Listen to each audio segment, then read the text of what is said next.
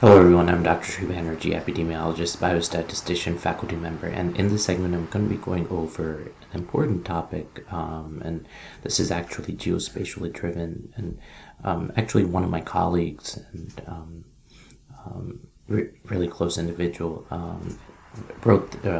actually presented or created the presentation along with me, and I presented this in an oral presentation at the American Public Health Association conference in 2024. And of course, this was a competitive process, and we were selected to present this. Let's go ahead and get started. As you'll see, a lot of my work has to do with food insecurity, and so this is about food insecurity on premature death in the U.S. So the objectives of this talk were to evaluate the geospatial distribution and effects of food insecurity on premature death in the U.S. context of social determinants of health and related political precursors. So the idea is to increase awareness. Not everyone really focuses on food insecurity, although more recently I've seen a lot more literature on this. Actually, the previous court governor had made this a priority, and food insecurity a priority, and I believe that is still the case, but I haven't really checked. But food insecurity, of course, has adverse health effects, and I've talked about this in previous presentations, and of course premature death. So food insecurity is disproportionately affect lower income for demographics, and this is abundantly clear because individuals that have low socioeconomic status already, food insecurity places a higher burden. And for those of you that might not be familiar with food insecurity is actually when you don't really have access to foods, and also when you're not consuming nutritious foods. And hunger is actually the most extreme form of food insecurity. So the idea is, of course, to catalyze sustainable approach to positive social change through human development. Here's the abstract. There's a lot going on. This is actually using a technique that has not been often used in the discipline of food insecurity or even social disparities to display that. This is geographically weighted regression and multi-scale geographically weighted regression. And so as you go from the global scale, the global model, to the local level model, the granularity is increasing. So in the multi-scale geographically weighted regression, the bands are actually less, so you can actually see the neighboring, use the neighboring data on a deeper level to be able to make the pattern. So hopefully the maps will make this more clear. As you can see at the bottom is social determinants of health, 5 domains, and the pattern is, of course, the Dahlgren-Whitehead model that shows kind of sequentially individual level, group level, societal level, community level, societal level, all of those, and then these are the 5 domains.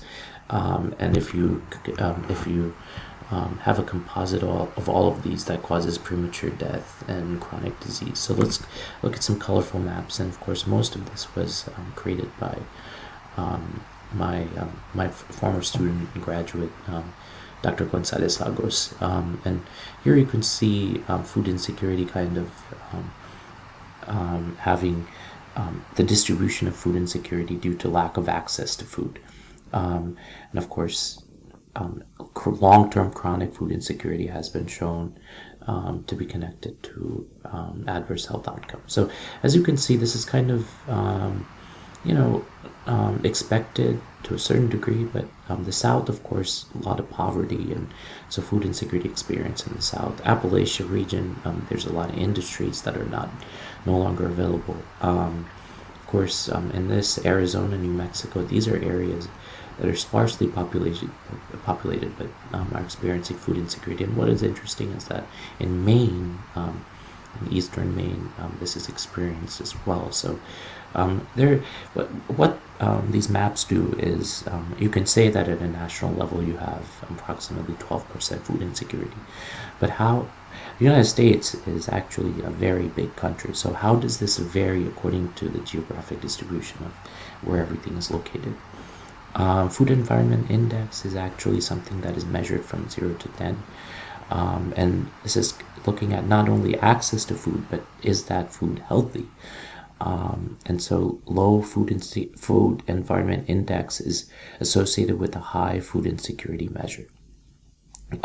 So the measurements are slightly different. And let's take a look at food and environment index. And the green areas are actually areas that are experiencing food environment index. And some of the same patterns emerge. However, there's some areas in the northern areas, and even California, if we take Northern California, in some areas of Southern California, this is actually going on in different areas. So they might have access to food, but not healthy foods, and that shows in the Food Environment Index.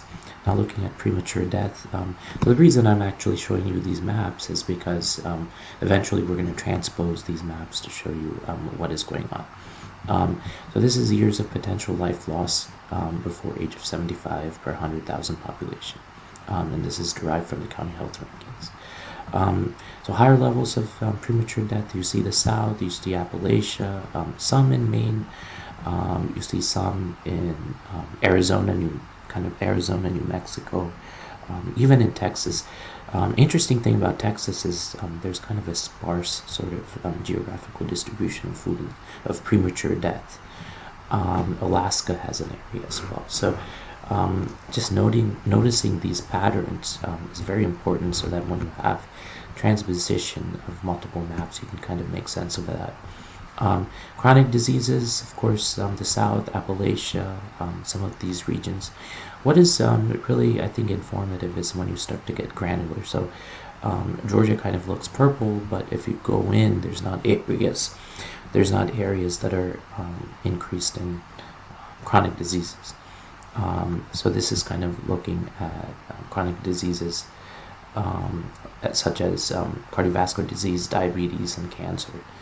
And that actually poses a financial burden.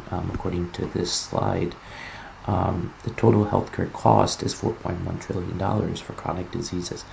However, what is interesting, and I want to make a note of this, is that the expenditures in the United States are one of the highest, and yet the quality of healthcare are not as high as some of the Scandinavian countries or different high-income countries that are out there. Here's a model that has been created, and this is interesting because this was something that Dr. Gonzalez Lagos put together, and this is a model I teach. And so you have the connection between exposure, social determinants of health, food insecurity, food environmental index, and chronic diseases. So these are the exposures. Preventable death is that, or premature death is the outcomes. And then there's moderators, mediators, like even comorbidities. This actually affects this relationship. So these are areas that are important to look at. Of course, these are confounders and covariates, but these are the most important areas.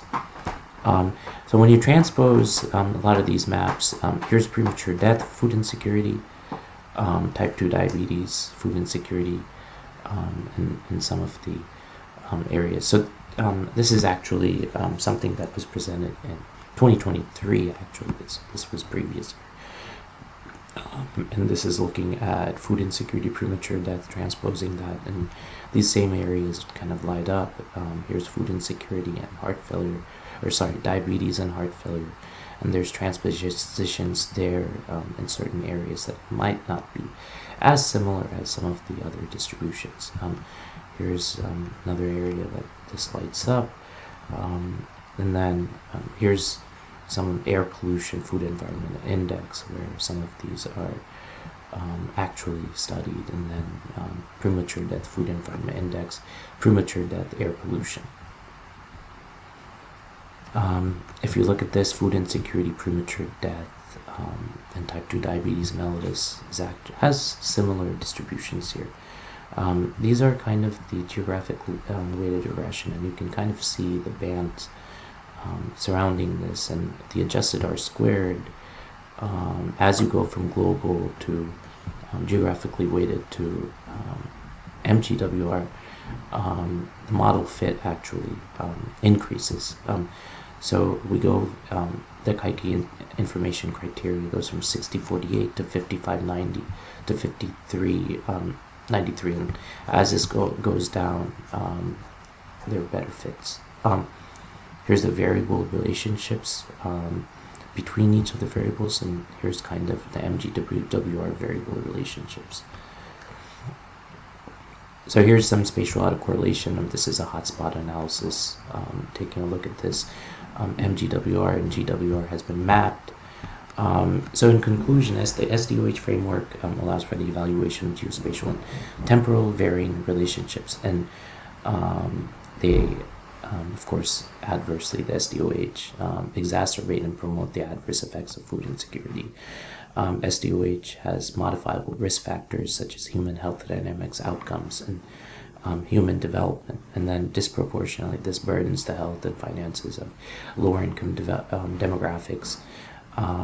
There's statistical power and greater statistical power in studying this at a granular level, geographically weighted regression and multi-scale geographically weighted regression. And so having an integrated approach to public health policy, community-based participatory research, and culturally sensitive social change or social transformation is important. So this needs to be sustainable, not only positive driving or fostering positive social change, but making sure that this is sustainable for human growth and development. I hope this has made some sense. Quite a few, a lot of information in here. I hope this has made some sense. Thank you for listening.